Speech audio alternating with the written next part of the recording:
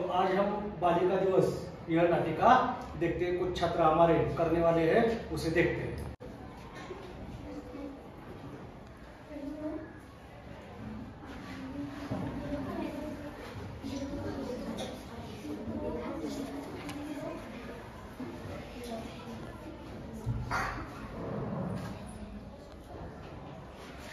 सृष्टि, आज तो तुम बहुत बढ़ कर आई हो। हाँ, आज 3 जनवरी बालिका दिवस है ना।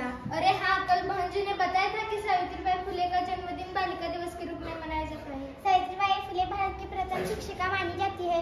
अपने पति महात्मा ज्योतिबा फुले के साथ मिलकर उन्होंने लड़कियों के लिए पुणे में पहली पाठशाला शुरू की थी।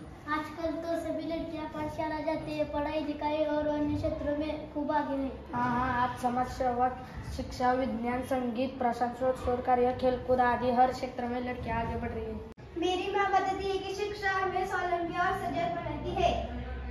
कहा जाता है कि एक लड़की शिक्षित हो तो पूरा परिवार शिक्षित होता है।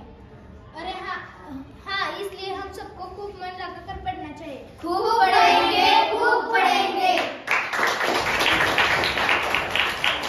सृष्टि, आज तो तुम बहुत बंधन कर आई हो। हाँ, आज तो 3 जनवरी बालिका दिवस है ना।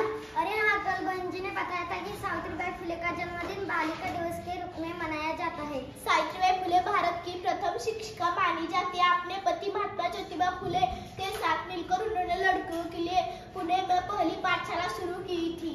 आजकल तो सभी लड़कियां पाठशाला जाती है और पढ़ाई लिखाई और अन्य क्षेत्रों में सबसे आगे है।